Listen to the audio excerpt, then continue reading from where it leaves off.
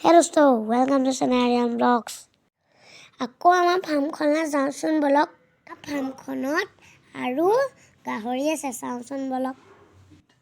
এইকেইজনী guilt বিক্ৰী কৰিম লাগিলে জনাব। ভালদৰে দেখুৱাই দিছোঁ চাই লওক।